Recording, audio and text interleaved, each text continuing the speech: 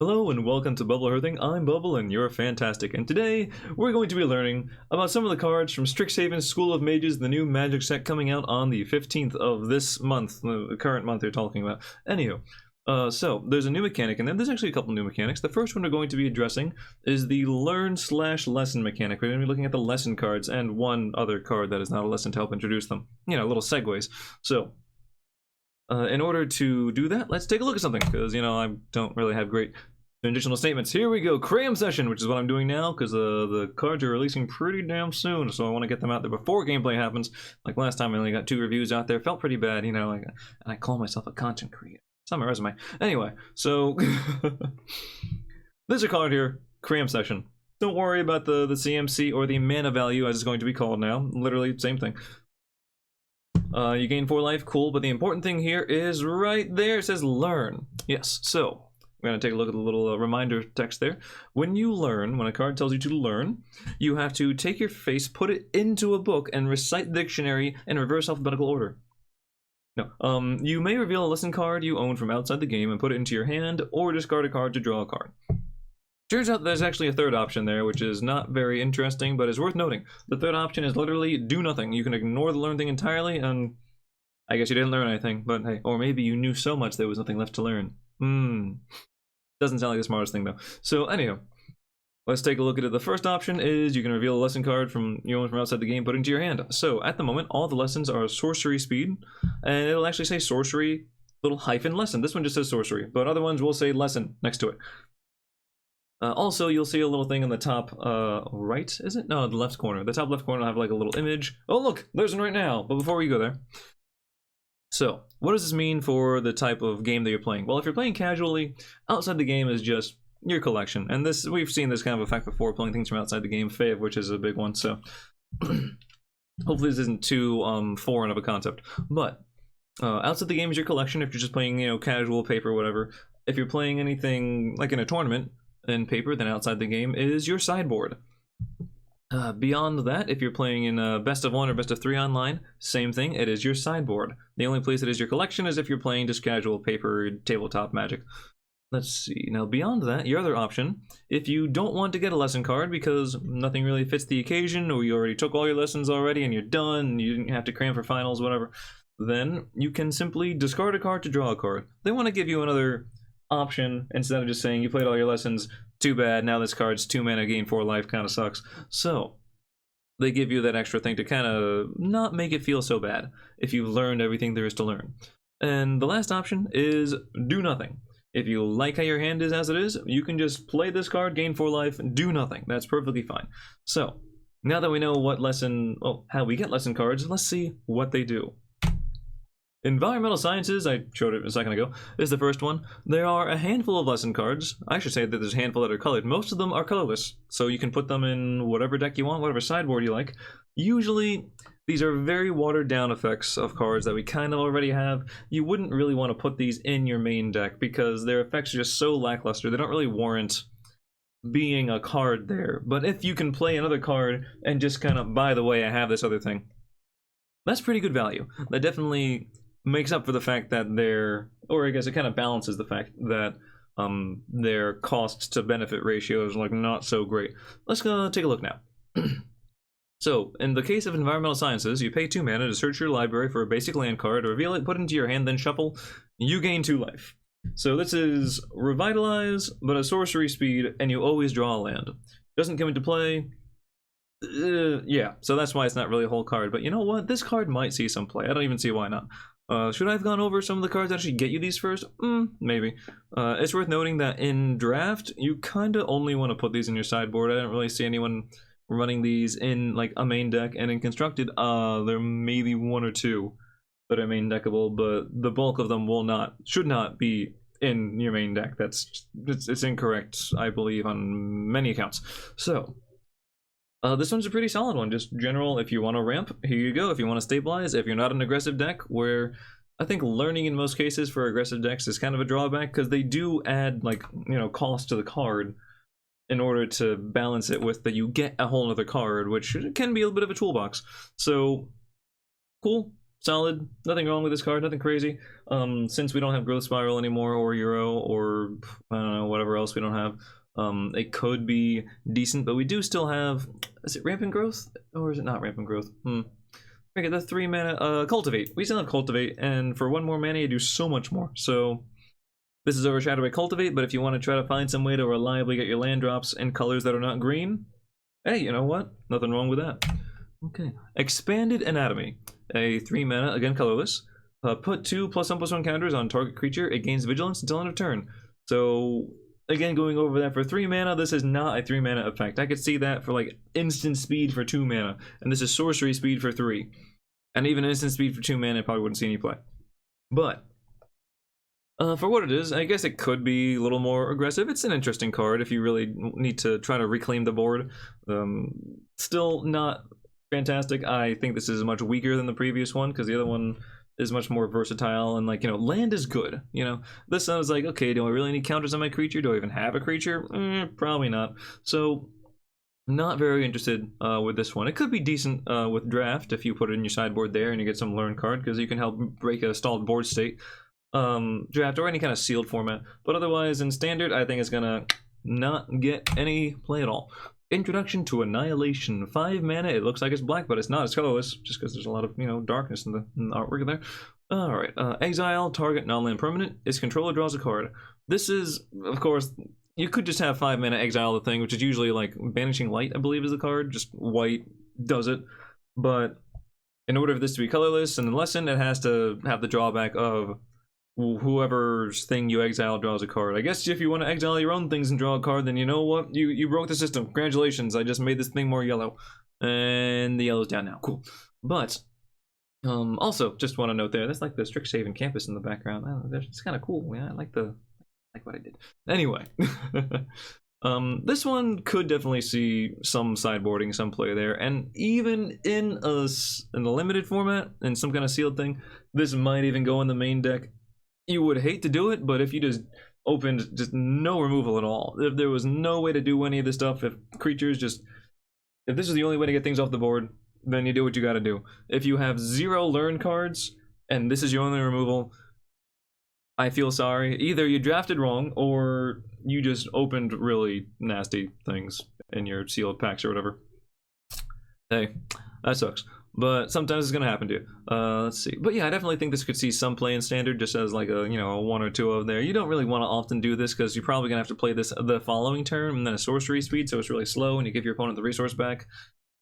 But if you gotta do it, you gotta do it. You know, it's like one of the get out of jail, not so free cards.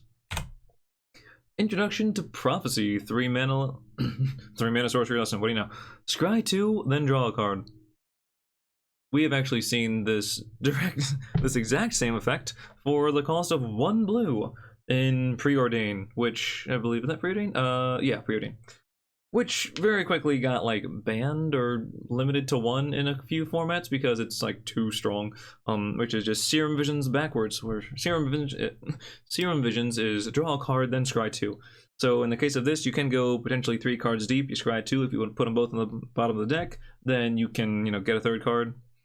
Or you get the card that is, you know, 3rd down. So this is, the effect is very, very strong. It is not to be underestimated. But for 3 mana, we're used to, like, the standard for card draw is divination, 3 mana, draw 2. This is 3 mana, draw 1 of 3. So I could see this seeing a little bit of play. Not really in limited in any sense at all. I don't think this is worth it. Where you really need either creatures or big things that can be like kind of 2-for-1 abilities. This is just, it replaces itself, and even then, like, it's super slow. In standard, maybe. I mean, I'd rather just, I feel like there are many cases where instead of playing the card that has learned to get this, to play this, to get the card to kind of like, you know, just wash it out there, or to kind of break even, I would rather just play a card draw spell. Or a scry thing. We actually have the snow one that lets you scry a bunch and then draw a few cards. I forget, I think it's Graven Lore perhaps. Although noting that is in blue, this is colorless, so if you really need card draw on something like white or green has some, it's usually based around creatures, there's potential there. But if you're running any sort of blue mana, get this out of here. Get it out, get it out. I guess this is a good way for colors to be able to use like sort of effects from other colors that you wouldn't usually have access to. But you got to pay the price, which is more mana, and it's slower. That's the price. Also, tuition costs a lot. Anyway, Mascot Exhibition. We have a mythic rare lesson. Oh my goodness, you see that orange bird there? Yep, that's mythic for you. So, for 7 mana, you get to create a 2/1 white and black inkling creature token with flying, a 3/2 red and white spirit creature token, and a 4/4 blue and red elemental creature token. So for 7 mana, you get, of course I'm going to do this on the spot because I didn't do it earlier. What's that? You get 9 and then 7. You get 9/7 worth of stats for 7 mana. Spread out among multiple things that are like the 2/1 flyer, you know, it's like a little thing. The 4/4 is kind of a decent thing, but also the 2/1s are kind of cool. I'm not sure why they only went with 3 mascots, but having like the little pest token from the black and white one, Gloomhaven? Gloomwood? Golgari? Sorry, just end it now. But would having the little 2/1 little pest token like really be that big a deal? I guess so. I don't know. But this is a kind of cool card. I could definitely see this. If you're playing this in draft, this actually isn't a bad card. Just because you get 3 creatures on the board, one of which has flying, which is pretty sweet. The other 2 are decent bodies. This isn't bad value if you're playing some sort of limited thing. In Standard, this, of course, never sees your deck because there are better token generators. We have Sharknado, Shark Typhoon. And even if you're not playing blue, we have other things to do. You can pay 7 mana and get something that does something, right? That's something that affects the board instead of just puts things in the way. But let's see. Definitely a solid option to get if a learn card. If you just happen to have a learn card in your deck that kind of works anyway, this is something to for sure include because it helps prevent the mana flood. It gives you something to do later in the game. If you're a control deck and you happen to learn something, suddenly you have 3 creatures on the board. Maybe your opponent sided out against that. Maybe they didn't even expect it from the beginning. I don't know. Maybe I'm wearing a shirt that says Orioles on it. Who knows? I like the card, though. I think it's definitely going to see some sideboard play in Standard and in Limited. Hopefully your sideboard again, but I wouldn't be too upset if I played it main board. Just be careful, because it's a 7 mana thing that might help you stabilize. Probably won't push you over the edge, but I don't know. Alright, now we have a colored card. Hey, look, we have something in white, Academic Probation, and we have a lot of words on this one. Like, there's a lot of words. Somewhat appropriate to the whole Strixhaven School of Mages. There's a lot of reading involved. So get out your spectacles or something, or just have some sort of aspirin or something, or have a Tylenol, because you might get a little pain in the head. Anyhow, so for a white and a generic mana and whatever you want. Choose one. Choose a non-land card name. Opponents can't cast spells with a chosen name until your next turn, or choose target non-land permanent until your next turn. It can't attack or block. Its activated abilities can't be activated. So you have a temporary, either pacifism sort of effect, which is okay. It's not great. This is a rare, by the way. So I mean, pacifism is like a top tier thing to get in Limited. So pacifism for a turn, not as impressive. Or you have to preemptively say your opponent can't cast a certain spell for a turn, essentially, which is not great. I guess if you're really trying to get like a certain thing through, and your opponent has like a counter spell or a kill spell that you know exactly what it is, or it's very likely to be this 1 or 2 things, then you can name that and then try to go off. And it lasts until your next turn, so you know you can maybe you want to name like a board wipe. I know it's not in the set, but like Holy Nova or something, so that. Or damnation, you know, that sort of thing. So you can say, hey, you can't play that spell next turn, and then I flood the board with things, attack, and they have to wait until it comes back around to your turn. And if it's sorcery speed, then they're not actually out for 2 turns. So hey, to a point there. I mean, they're already kind of behind, but still, it's okay. I don't feel like this warrants much of a spot. You have to have very good game knowledge to use the first one, and for the second one, it's not very interesting. So if you know your cards, you know your meta, you know what you're up against, this could be okay in your sideboard. I mean, already it's going to be in your sideboard either way. I would never side this in, but this could be something to go for. In Limited, probably not. Actually, it loses a lot of points on Limited because your opponents are playing who knows what, and the pacifism for a turn isn't great. So get it out of here in Limited. In Standard, maybe there's a slight chance that you might see like one of these. I would never play this in multiples in a sideboard. Moving on to Reduce to Memory. 3 mana, You know, 2 white and 1. Exile, target non-land permanent. Its controller creates a 3/2 red and white spirit creature token. Now this is a card. This is a lesson, but it's a pretty good card too. Exile, target non-land permanent. It doesn't have to just be a creature. You can get rid of, obviously, creatures, enchantments, artifacts, planeswalkers. Those are the non-land permanents. There's probably something else that I forgot about, but what curses? No, that's a type of aura. That's a type of enchantment. Regardless, there are plenty of targets here. For 3 mana, you get rid of it and you replace it with a 3/2. Which actually is fine. I could see this maybe seeing, like, there are better options certainly in standard, but sideboard play for sure. If you really want to run another, like, binding or something or other, what, vanishing light? Not vanishing light. You know, the glass casket sort of thing. The, you know, conclave tribunal, but it's not actually conclave tribunal. You get what I'm getting at. There are other things that do a similar thing, and it's nice that this actually removes it for good instead of just like removing it while this is on the board, because this is not an enchantment. There are a lot of enchantments and artifacts to do that. This is a sorcery. You do it, it's gone. They get a 3/2. Moving on. And limited, it's pretty good. Giving your opponent a 3/2 is definitely not something to is definitely significant, I should say. Not something to scoff at, maybe. That's where I was going to go with that. But certainly a great card. I would have flipped these around rarity-wise. I would have made this one rare and this one uncommon, just because, like, I personally think this one is just all around better. But Mercurial Transformation, 1 and a blue. Until end of turn, target non-land permanent loses all abilities and becomes your choice of a blue frog creature with base power and toughness 1/1 or a blue octopus creature with base power and toughness 4/4. So, yeah, can you tell that I'm trying to get things done? Oh, I'm cramming, right? Remember, cram session. That was the first card. So, anywho. Let's see. Target thing. Non-land permanent, worth noting. So, again, non-land permanent can get rid of more things than just creatures. And you make something that's a 1/1 or a 4/4. So you can either use it to potentially buff one of your own creatures or not creatures. Suddenly you just get 4 damage out of nowhere if you make this this Witch's Oven. Yeah, it's a 4/4 octopus now. Oh, this Great Henge is also a 4/4 octopus. Probably don't want to transform your Great Henge. Don't know why you're running blue with the Great Henge, but you are. If you want to, you get the idea there. If you have a planeswalker that is nearly going to die, I'm going to make it a 4/4 now and attack you with it, because why not, Jace? Get in there. Who said you weren't an octopus? I always said you were an octopus, especially when you went out and did like the pirate thing and, you know, cunning castaway, a handsome Jace as he was known. Yeah, he totally, you know, probably experienced like the catching of the octopus on the pirate board deck. Yeah, I'm good with pirates. I play Sea of Thieves, totally. Yeah, that's what I do. Anyway. Yeah, and, you know, also you can, let's see, this is until end of turn though. This is why this is a lesson card, because it is just until end of turn. It is not for good, so you kind of want to use it to sneak in the 4 damage. It is not an instant speed thing, so it's not a combat trick. You have to use it before combat in order to get some creatures through. If you can get like one really good push in with that, cool. If not, you're back where you started, so just watch out for that.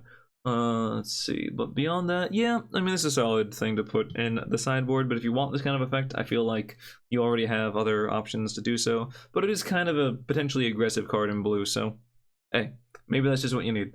Not a huge fan, though. Not a huge fan either way. Do not like it. Moving forwards, Teachings of the Archaics. 2 and a blue. If an opponent has more cards in hand than you, draw 2 cards. Draw 3 cards instead if an opponent has at least 4 more cards in hand than you. This is a strange little dance you're trying to do. So, by the nature of lessons, you played something to let you learn, or if you drew this card, then you shouldn't put this card in your deck. What are you doing? You played a card that let you learn, so you put this into your hand. That's kind of like, you know, hand advantage sort of thing.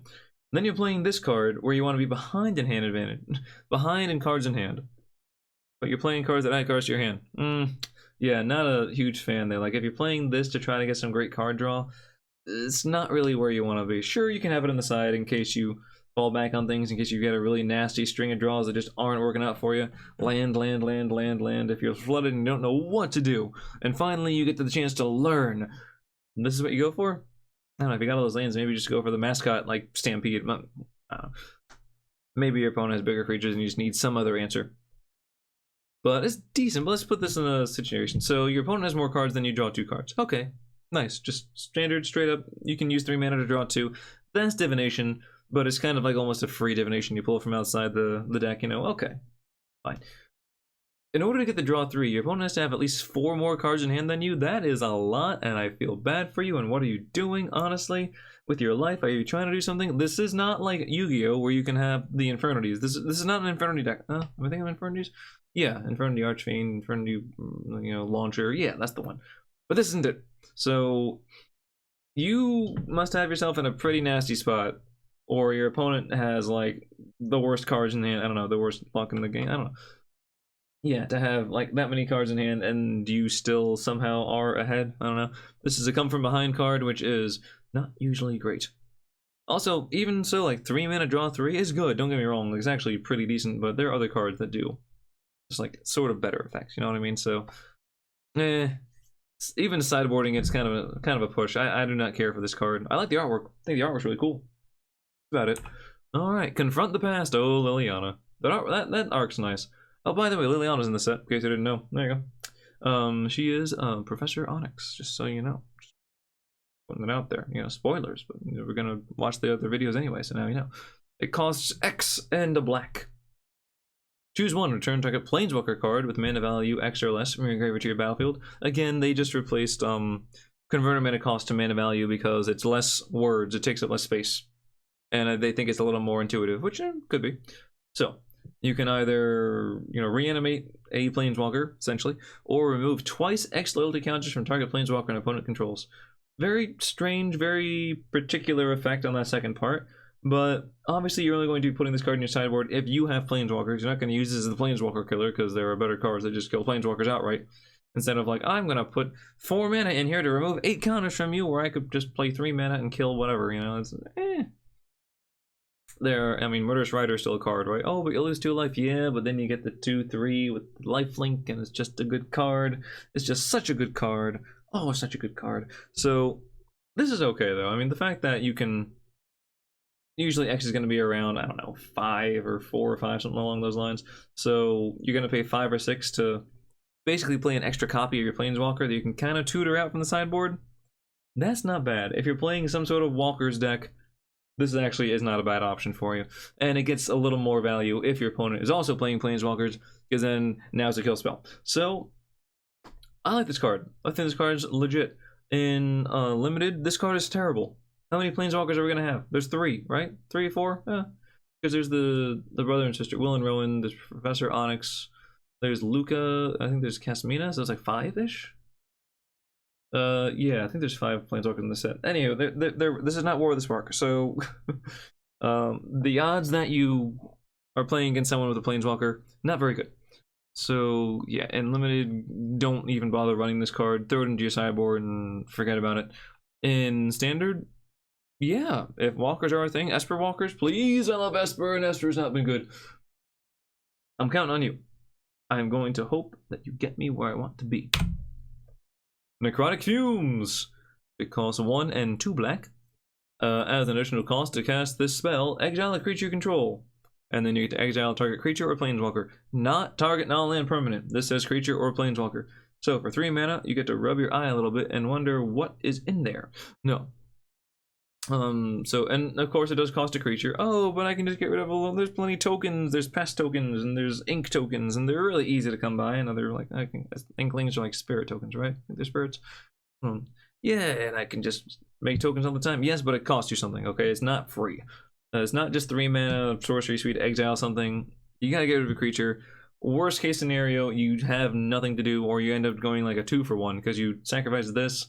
You play this, and you have to sack like a pretty decent creature on your side to get rid of your opponent's big threat.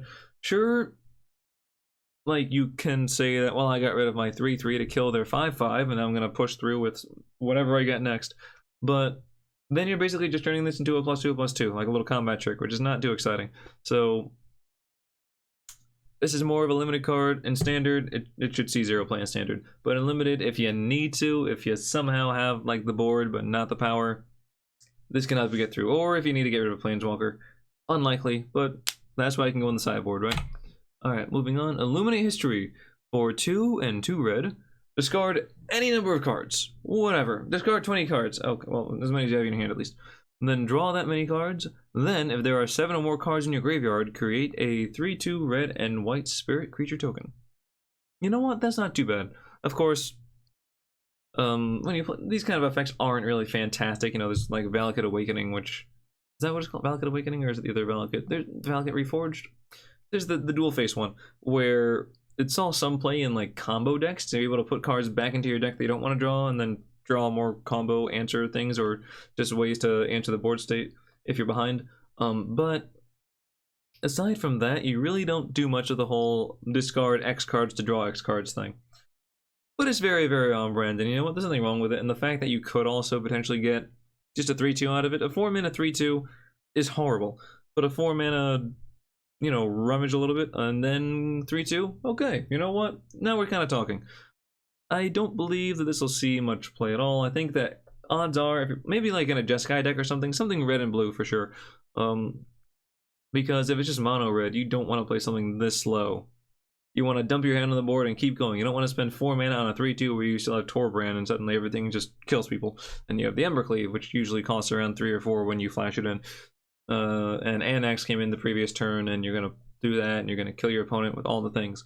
So, not great there. In Limited, I guess if you're potentially running this, just remember that you can have it, and that you might want to hold on to any cards in your hand if they are useless. If you have more copies of lands and you already have like 7 or 8 lands on the board, maybe just hold on to them so you can pitch them to this card. Otherwise, it's going to be a fairly useless card, or it might actually be a 4-mana 3/2, which is not what you want to do. All right, start from scratch. Oh, I hope I don't have to, but if this file gets corrupted, then you bet I'm going to. All right, 2 in a red for choose 1. Start from scratch, deals 1 damage to any target, or destroy target artifact. This is the sideboard card. This is, I say this like it's not already going in your sideboard because it's a lesson card. It's part of the card like type and identity and the theme. Okay, but this is a very specific card that you're gonna have in the sideboard for sure. I believe it'll definitely see some play there. You can maybe have this as a red deck if you want to get rid of your opponent's, say, Great Henge is not an artifact, is it? It's an enchantment, isn't it? What is it? I don't even know. It might be able to get rid of the Great Henge. It might not. I forget what the darn thing is. I haven't played so long. But you can get rid of like your opponent's Oven for sure. If you're playing some sort of Oven deck, and dealing 1 damage to a deck that runs Oven is usually enough to kill something. Also, it deals 1 damage to any target, so hey, it's a little versatile that way. It's not great. It's fairly specific, but you know, if artifacts are a thing, if ovens are a thing, if I think the Henge is whatever, you can kill an Embercleave. Just because this is red doesn't mean you're facing an Embercleave. It can kill other things. A Skyclave Maul. That's a thing. So yeah, you have actually some decent options here. It costs a lot. Destroy artifact usually costs like 1. And the fact that you can deal 1 damage also costs like 1. So really this could cost like 2. I could actually see this just costing 1 because sorcery speed, so it's like 2 extra mana just because it comes out of nowhere. But that's the price you pay. Yeah. I still think it's going to see some play in this in standard though. In limited, yeah, throw it in there.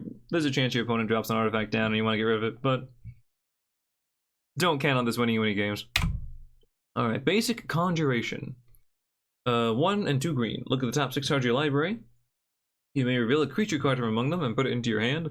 Put the rest in the bottom of your library in a random order. That's a little shuffle it up kind of the motion.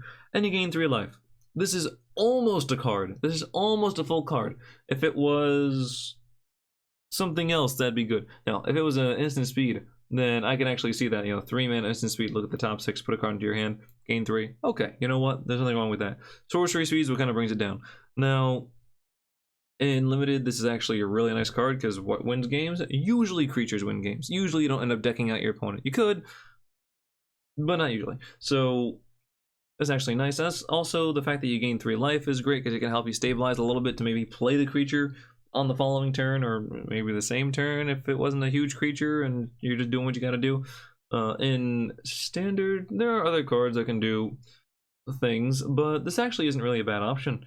It's almost a card that could go in your deck, so in that sense, this card's actually pretty fine. As far as the lesson goes, it's probably like one of the better lessons out there. Alright, Containment Breach. Ah, yes, something, SCP, right? So, 2 and a green. I was going to say 3, 2, exactly. Destroy target, artifact, or enchantment. If its mana value is 2 or less, create a 1/1 black and green pest creature token with... When this creature dies, you gain 1 life. So that's what pests do. There are a lot of, I think it's called Witherbloom. I'm pretty sure Witherbloom is the Golgari class, or Golgari school. Yeah, and that's actually the little, like, Witherbloom insignia in the background, little watermark there. Oh, helps you identify things. But, anywho, so this is okay. This is pretty narrow in that it has to have a mana value. Oh no, so it can destroy any artifact or enchantment. If it has the mana value of 2 or less, then you get a little bonus, little critter that goes around. So like, hey, I killed a little thing, so I'm a little guy. If it kills a bigger thing, then you just kind of have to hang out. This for sure can kill the Great Henge, because it's artifact or enchantment. Whichever one it is, I'm pretty sure it's an artifact, but I don't know. It's a henge, it's a thing, it's an object. It sounds artifactal. That's a word. So yeah, it's alright. I think like there are just like this is kind of better because you can also potentially remove things. But if you really want to get rid of enchantments and you don't have anything, because white usually does that, green and white are great at removing artifacts and enchantments. If you don't have that, sure, you can try for this, and don't count on getting the 1/1. Don't think that the pest token is going to be a very like crucial part to this card. If that's the thing that puts you over the edge on like playing it or not playing it, don't play it. Yeah, and unlimited is terrible, and a standard is probably not going to see any play either. Let's see, elemental summoning. Oh geez, 5 mana. Oh, so every I think every school of magic, every one of those has like a. These are all sorceries, but it's basically a creature. So each one has like a summon whatever sort of thing. So you'll see as I go forward. So also it has the hybrid mana. So I should probably just do like this instead of like doing X, whereas that actually not an X, is a slash. So going in that direction. Yeah. No. Oh my goodness. I can't do. Anyway, create a 4/4 blue and red elemental creature token. 5 mana 4/4. It's okay, it's not great, but it can be a 4/4 out of nowhere, which can surprise people. Honestly, I don't think any of these summoning things are great, but I think it's just more for flavor and not really for play. So I'm going to say a lot of these are bad. If you have ways to copy spells, cool. You can actually copy, you know, make more of these. But is copying really what I do right now? Probably not. That's never really been a huge thing with like reverberate and twin cast and whatnot. So this probably isn't that great either. Fractal summoning. I guess this is, yeah, this is the one for the blue and green, which is, what is that? Is it Quandrix? I don't think so. Maybe it is. I could be wrong. We'll see. When I review it, we will know. So for X and the 2 hybrid manas, create a 0/0, sorry, green and blue fractal creature token. I love fractals. I just do. I'm a math nerd and I love fractals, so that part kind of appeals to me. And it gets a +1/+1 counters for X. You know, that many. So however much mana you put into it, subtract 2 from that. That's the size of your creature. This says a 5 mana 4/4. This would be a 5 mana 3/3. Sounds pretty bad, but you can put however much you want into it. So not so bad. It can scale a little bit better. Yeah, this card is okay. As I'm trying to just get one little thing off my desk. There you go. You go down there now. Okay.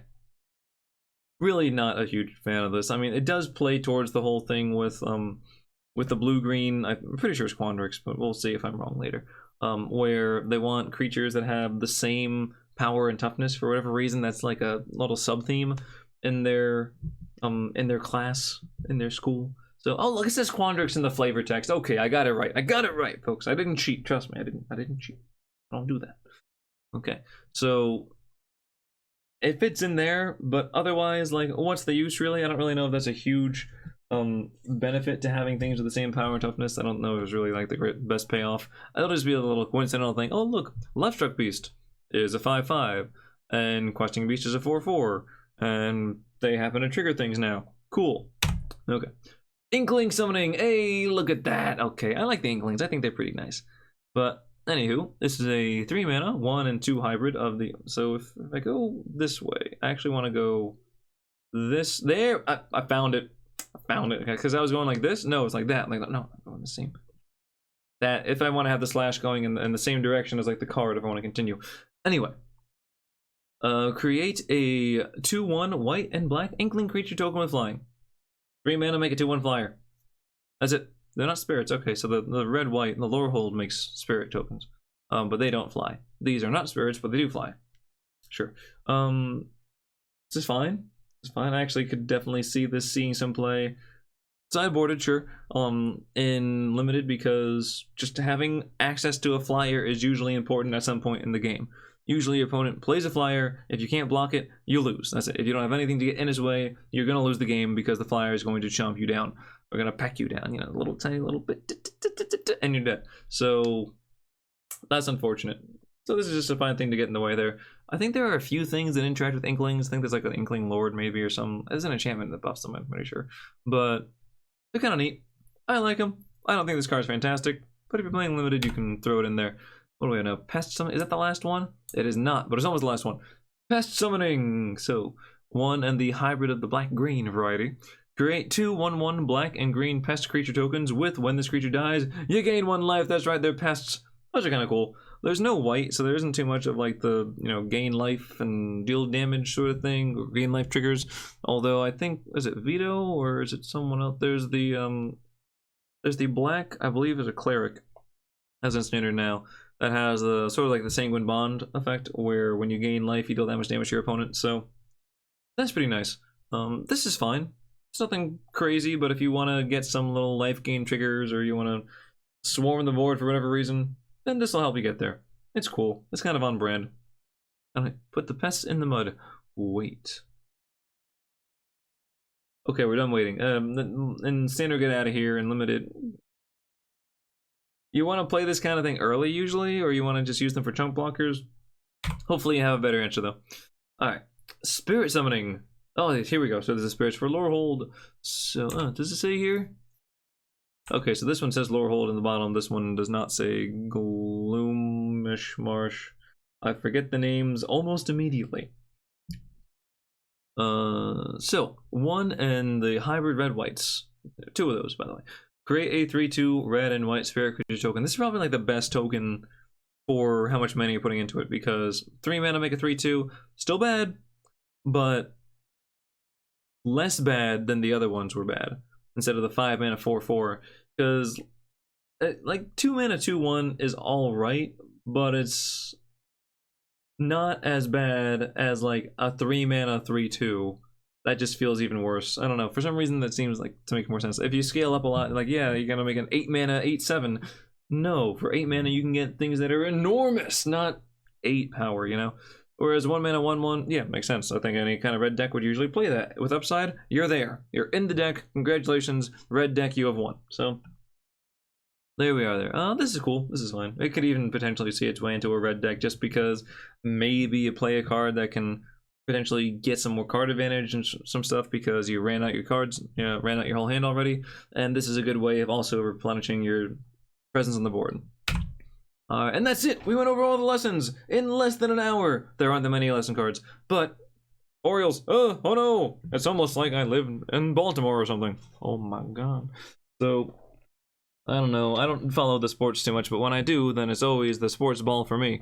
Anyway, hope you enjoyed. Hopefully you learned something this time. I am not a dad. I am not the father. There we go. At least that's what Jerry Springer told me. So hopefully you liked what you saw here. Let me know if you agree, disagree. I don't know, if you think this is all just rubbish, or if you're excited for the lessons. You think they're going to get somewhere, or it's just going to be potential sideboard cards you never touch again. Who knows? I'm excited for a few of them. I think a few of them, like the mascots, are kind of cool, and the ramp one, environmental sciences, is pretty neat. Not really the card draw one, but there's a few options here and there. I like also the 3 mana look at the top 6 for a creature. I think that might see some play. So without further ado, I do need to go take a look at the rest of the cards, because there's a few, there's a lot, and I gotta start working on that. So, thank you very much. Good night, or good morning, depending on where you are in the world, but as always, good luck.